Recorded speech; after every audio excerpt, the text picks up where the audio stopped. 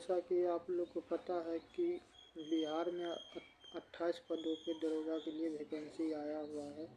तो इस सीरीज़ में मैंने कल आप लोगों से बताया था कि एक 50 दिन का प्रोग्राम लेके चलेंगे और उस टाइम टेबल को फॉलो करेंगे ताकि हमारा इस एग्ज़ाम में सिलेक्शन सुनिश्चित हो सके। तो इस क्रम में जैसा कि मैंने कल आप लोगों को बताया था कि इतिहास का क्लास चालू होगा और सबसे पहले हम लोग प्राचीन भारत का इतिहास पढ़ेंगे। तो इस सीरीज में हम लोग आज सिंधु घाटी सभ्यता को देखने वाले हैं। ये टाइमलाइन जो है आपको 2350 से 1700 ईस्वी ये NCERT में दिया गया है। तो हम लोग NCERT का ही टाइमलाइन फॉलो करेंगे।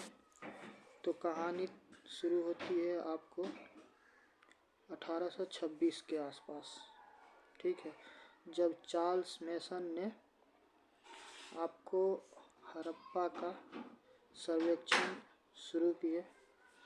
और इसी क्रम में आपको 1856 में लाहौर, जो कि वर्तमान में पाकिस्तान में है, लाहौर से कराची के बीच रेलवे लाइन बिछाई जा रही थी। तो इस रेलवे लाइन को बिछाने के दरमियान में वहाँ के मजदूरों को कुछ ईंटें मिले, ठीक है। तो इस बात की रिपोर्ट लॉर्ड कनिंघम को दिया गया और फिर आगे आपको 1921 में जॉन मार्शल की अध्यक्षता की गई, किसके, पुरातात्विक विभाग की, ठीक है। फिर वर्ष 1921 में दयाराम साहनी के नेतृत्व में हड़प्पा की खुदाई शुरू की गई। फिर 1922 वर्ष में राखल दास बनर्जी के नेतृत्व में मोहनजोदाड़ो की खुदाई शुरू की गई और वर्तमान में हड़प्पा की 1500 से अधिक स्थल पाए गए हैं। इसकी विस्तार की बात करें तो ये त्रिभुजाकार के हैं। यहाँ उत्तर में मांदा है, ठीक है, जो जम्मू और कश्मीर में है। ये दक्षिण में दायमाबाद है, जो कि महाराष्ट्र में है, NH, ठीक है। देखिए इस सब का पूरा विस्तार से आप लोग को नोट्स या PDF मैं अपने वीडियो के डिस्क्रिप्शन बॉक्स में दे दूंगा, जहां से आप आसानी से डाउनलोड कर लीजिएगा और परेशान मत होइएगा नोट्स बनाने के लिए। आपका काम है कि समझना, ठीक है। तो सिंधु घाटी सभ्यता का विस्तार उत्तर में ये था मांदा, दक्षिण में बात करेंगे ये दायमाबाद, पूर्व की बात करेंगे तो ये आलमगीरपुर, और ये पश्चिम की बात करें तो यहाँ सुतकागेन था, ठीक है। इसकी कुछ विशेषताएं भी थी, ये कि ये कांस्य युगीन सभ्यता थी।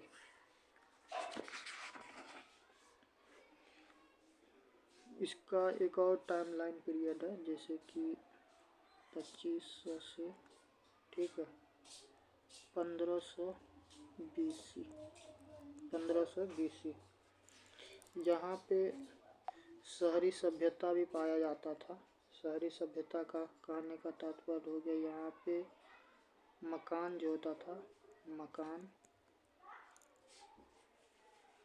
ये पके हुए ईंट के बने हुए थे। जैसे वर्तमान के टाइम में आप लोग चिमनी देखते होंगे ना, चिमनी में देखते हैं ईंटा पकाया जाता है। तो उस टाइम में चिमनी तो नहीं होता था मगर भट्ठा वगैरह होता था, ठीक है। तो उस भट्ठा में ईंट पकाया जाता था। तो मकान जो मिला है ना, तो वो पका हुआ ईंट का था, ठीक है। और इसका आकार का बात करेंगे तो ये 4:2:1 में पाया जाता था, ठीक है। और मकान बहुमंजिल होता था, मतलब एक तल्ला से ज़्यादा तल्ला का मकान भी होता था। और सड़कें जो थी ना वो समकोण पे काटता था। समकोण कैसे समझेंगे? समकोण देखिए, आपको मैं कौन सा कलर है, ग्रीन ले लेता हूँ। समकोण जैसे 90 डिग्री का एंगल बनता है ना, ये देखिए ये 90 डिग्री का एंगल बनता है ऐसे, तो इस प्रकार का होता था। ठीक है। और राजनीति की बात करें तो व्यापारी वर्ग होते थे, और इसमें आपको आर्थिक, देखिए इसको हम अलग के पेज में दिखाते हैं। देखिए राजनीतिक, ठीक है। तो शासक कैसा होता था, शासक जो था, शासक आपको व्यापारी वर्ग होता था, ठीक है ना, व्यापारिक वर्ग। और यहाँ पे आर्थिक क्रिया कैसी होती थी, तो यहाँ पे कृषि पद्धति था, ठीक है ना, कृषि पद्धति। और इस कृषि में आपको जौ पाया जाता था, जौ की खेती होती थी, चावल की, ठीक है, और साथ में गेहूं की, ठीक है। और व्यापार का बात करें तो व्यापार बार्टर सिस्टम होता था। बार्टर सिस्टम यानी कि वस्तु विनिमय प्रणाली। वस्तु विनिमय प्रणाली ये क्या है, वस्तु विनिमय प्रणाली ये है कि मान चलिए कि मेरे पास चावल है, ठीक है, और आपके पास आलू है, तो क्या कीजिएगा कि आप हमको आलू दीजिएगा और बदले में हम आपको चावल देंगे, ठीक है। तो यही वस्तु विनिमय प्रणाली था, ठीक है। और व्यापार जो होता था ना, व्यापार वो आंतरिक था, यानी कि मान चलिए कि ये हड़प्पा सभ्यता था, ठीक है। तो इसके अंदर मान चलिए ये जगह है, ये बी जगह है, ये सी जगह है, तो यहाँ से यहाँ, यहाँ से यहाँ, यहाँ से यहाँ, ऐसे ए से बी, बी से सी, सी से ए से बी, ऐसे होता था। और साथ में बाहरी भी था, बाहरी, ठीक है। यानी कि इस सिंधु सभ्यता का जो क्षेत्र था, क्षेत्र इससे बाहर, यानी कि जहाँ पे दूसरे का शासन था ना, तो उन लोगों के साथ भी व्यापार होता था, ठीक है। तो आई होप आपको ये समझ में आ गया होगा राजनीति और आर्थिक। सामाजिक की बात करते हैं, वहाँ पे सामाजिक व्यवस्था कैसा था, तो सामाजिक का बात कीजिएगा ना, सामाजिक, तो यहाँ पे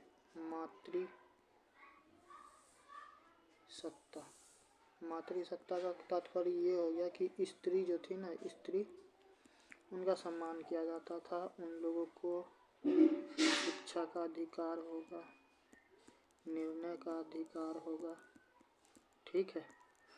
और उनकी अन्य पहलू में भी क्या होगा, भागीदारी होगी। तो ये हो गया मातृसत्तात्मक। यहाँ पे विभाजन भी था, विभाजन कैसे, एक उच्च वर्ग के लोग थे। आप सोचिए उच्च वर्ग के कौन हो सकते हैं, जैसे कि व्यापारी होंगे वो उच्च वर्ग में आएंगे, जो राजा होंगे वो उच्च वर्ग में आएंगे, जो पुरोहित होंगे, पुरोहित जो पूजा पाठ दान दक्षिणा के काम करते थे वो, तो ये लोग क्या होंगे, उच्च वर्ग में आएंगे, ठीक है।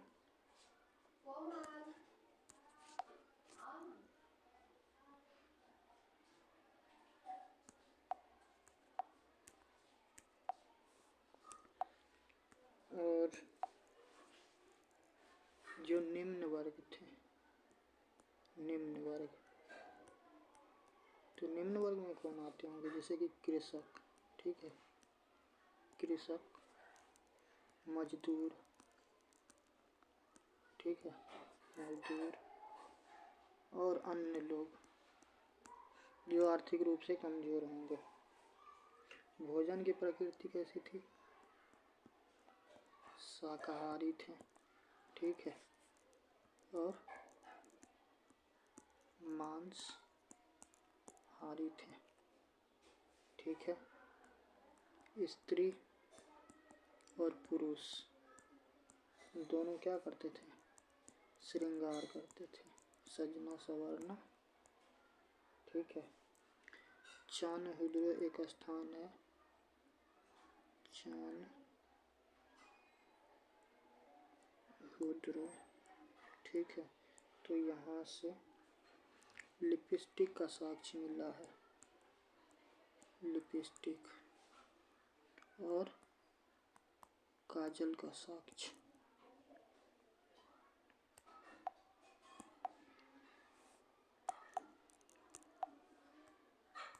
समझ गए?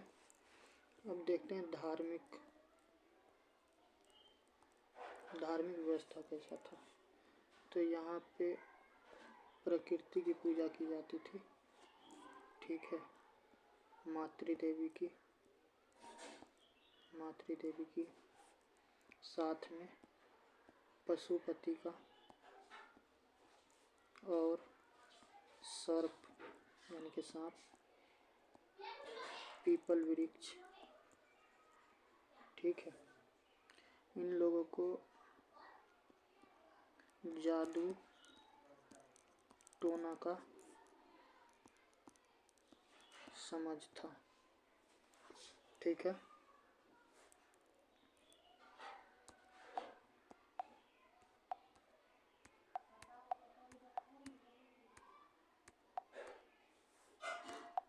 अब हम लोग देखेंगे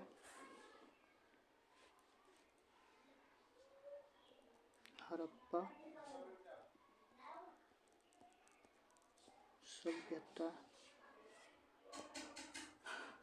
सभ्यता के महत्वपूर्ण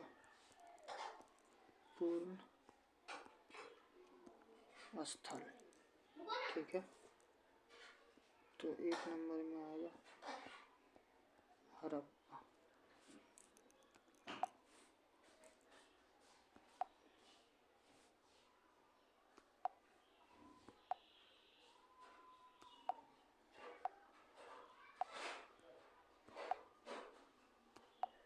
एक सेकंड रुक जाइएगा। तो ये रहा हड़प्पा।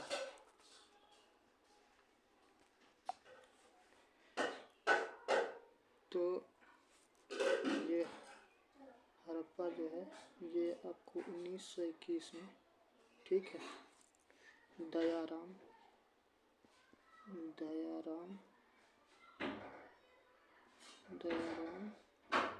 साहनी के नेतृत्व में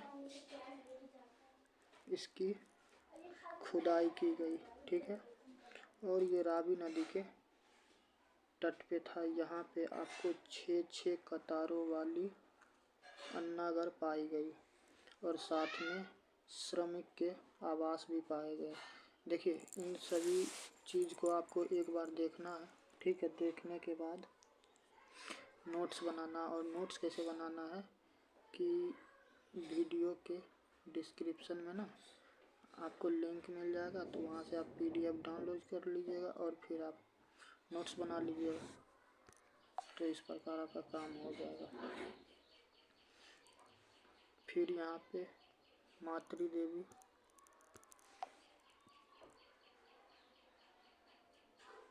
पाई गई। यहाँ पे काजल के साक्ष्य पाए गए, जो आँख में लगाए थे काजल वो। और 837 कब्रिस्तान पाया गया। तो हड़प्पा से जुड़ा हुआ ये महत्वपूर्ण सूचना है जो आपको याद रखना है। ठीक है,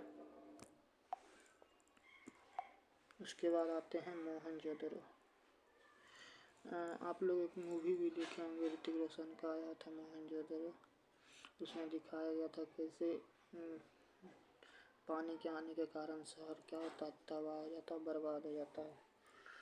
तो 1922 में राखल दास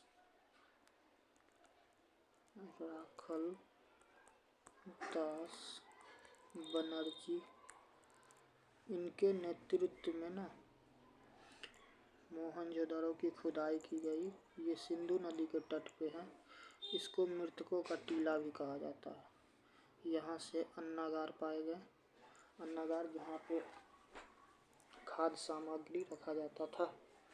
स्नानागार जहाँ पे स्नान किया जाता था।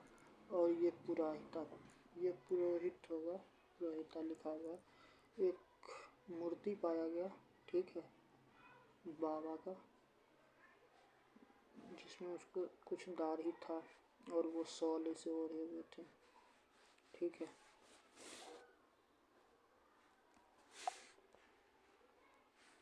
तो लोगों ने बोला कि वो पुजारी है। यहाँ पे सभा भवन भी पाया गया, जहाँ पे बैठ के किसी बात के लिए मीटिंग वगैरह होता था। पशुपति, इनको भगवान के रूप में पूजा जाता था। और यहाँ से एक नृत्य करती हुई मूर्ति मिली है, ठीक है, कांस की नर्तकी का।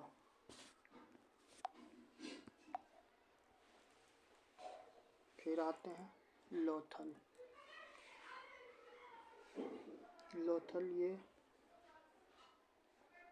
भोगवा नदी के तट पे है और उसके अध्यक्ष थे SR राव जी। यहाँ से गोदीवाड़ा यानी कि बंदरगाह पाया गया है। और यहाँ से आपको युगल सावधान पाए गए, मतलब जोड़े में लोगों को दफनाया गया था। यहाँ से अग्निकुंड की साक्ष्य भी पाई गई है। चावल के साक्ष्य मिले हैं। इसको मृतकों का नगर भी कहा जाता है। यहाँ से बीज बोने का यंत्र पाया गया है और शल्य चिकित्सा के साक्ष्य मिले हैं। इसमें एक चीज कहने दीजिए, यहाँ पे एक चीज ऐड कर लीजिए। यहाँ से ना एक सेकेंड, यहाँ से मम्मी, ये मम्मी वो माँ वाली मम्मी नहीं है, ये मम्मी वो है। आप लोग मिस्र का पिरामिड का नाम सुने होंगे, जो इजिप्ट में है। हिंदी में मिस्र कहते हैं, अंग्रेजी में इजिप्ट कहते हैं। तो वहाँ पे क्या होता था, जब कोई किसी की मृत्यु हो जाती थी ना, तो उसके बॉडी को क्या करते थे, कपड़े से ऐसे करके लपेट के फिर उसको क्या दिया, रख दिया जाता था, ताकि उसका शरीर क्या हो, बहुत लंबे समय तक सुरक्षित रहे। तो यहाँ से मम्मी भी पाया गया है, ठीक है। ये आते हैं चान्होद्रो। ये भी महत्वपूर्ण स्थल था। 1931 में एनजी मजूमदार जी की नेतृत्व में, ठीक है, इसकी खुदाई की गई। ये सिंधु नदी के तट पे है, सिंधु नदी के तट पे है। और यहाँ से आपको लिपस्टिक का साक्ष्य मिला। कुछ देर पहले आपको हम बताए हुए थे लिपस्टिक का साक्ष्य, ठीक है। और यहाँ पे कुछ चिन्ह मिले हैं जिसमें दिखाया गया है कि कुत्ता जो है बिल्ली का पीछा कर रहा है, उसके पाँव के कुछ छाप मिले हैं, ठीक है। नेक्स्ट आते हैं कालीबंगा। कालीबंगा का तात्पर्य क्या है, मतलब काले रंग की चूड़ी, इसलिए इसको कहते हैं कालीबंगा, ठीक है। ये राजस्थान में है, एक स्थल वहीं पे है। 1953 में अमलानंद घोष के नेतृत्व में इसकी खुदाई की गई। साथ में बीके थापर भी थे, बीके थापर, ठीक है। ये घग्गर नदी के तट पे है। और यहाँ से आपको 7 हवन कुंड मिल रहे हैं। पहले जो अनुष्ठान होता था पूजा, तो वहाँ पे हवन करने के लिए मछली की जैसे ऐसे बना दिए, ठीक है। अब इसमें लकड़ी डाल रहे हैं, इसमें जो भी महत्वपूर्ण चीज़ रहते हैं जैसे कि धूप अगरबत्ती ये सब इसमें डालते हैं, फिर आग लगा दिए, ठीक है। तो इस प्रकार के हवन कुंड भी पाए गए हैं। यहाँ से जुता हुआ खेत का साक्ष्य मिला है। ठीक है, और ये इम्पोर्टेंट है, कच्चे ईंट। कालीबंगा ऐसा स्थल है जहाँ से आपको कच्चे ईंट के मकान पाए गए हैं। ठीक है, और यहाँ पे आपको भूकंप का भी साक्ष्य मिला है। और राजस्थान में जैसा कि आप लोग जानते हैं कि वहाँ पे मरुस्थल है, मरुस्थल। तो ये माना जाता है उस क्षेत्र में ऊँट वगैरह पाए जाते होंगे। तो यहाँ से ऊँट की हड्डी का भी साक्ष्य मिला है। नेक्स्ट चलते हैं, धोलावीरा। धोलावीरा ये RS बिष्ट की नेतृत्व में 1985 में इसकी खुदाई की गई और ये कच्छ जिले में है। कच्छ जिला आपको गुजरात में है। ठीक है, यहाँ से जलाशय का साक्ष्य मिला है। और साइन बोर्ड, साइन बोर्ड से आपको बता रहे हैं कुछ दिन 1-2 महीने के बाद पहले की बात है कि तमिलनाडु के जो मुख्यमंत्री हैं स्टालिन जी, ठीक है, MK स्टालिन नाम है उनका, तो उनके द्वारा ये अनाउंस किया गया ना कि सिंधु घाटी सभ्यता में जो वहाँ की लिपि थी उसको तो अभी तक पढ़ा नहीं गया है। यदि कोई व्यक्ति उसको डिकोड कर देता है यानी कि पढ़ लेता है और उसको समझा देता है कि इस साइन बोर्ड में क्या लिखा हुआ है, तो उनको बोला गया कि $1 मिलियन, ठीक है, $1 मिलियन का इनाम दिया जाएगा। तो इस कारण ये चर्चा में भी था, तो इस चीज़ को याद रखिएगा।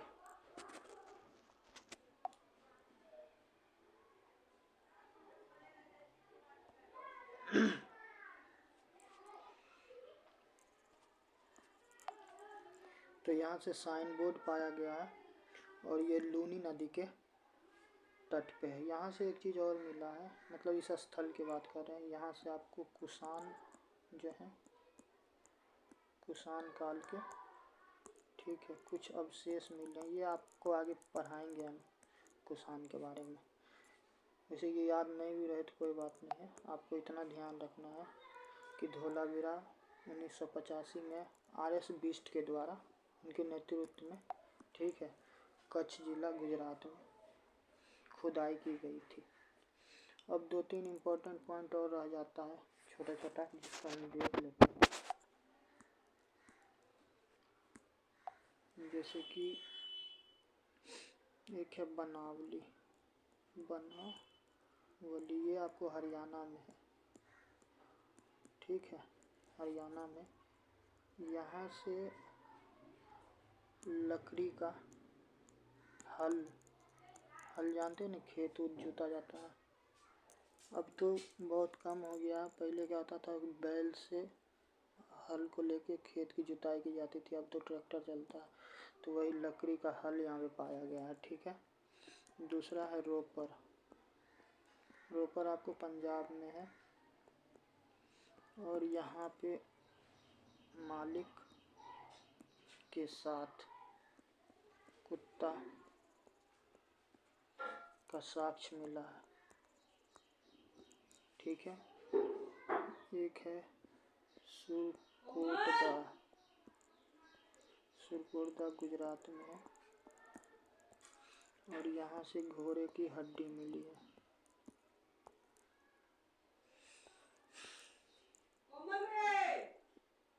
फिर है रंगपुर से धान की भूसी का साक्ष्य मिला है। फिर है कुनाल,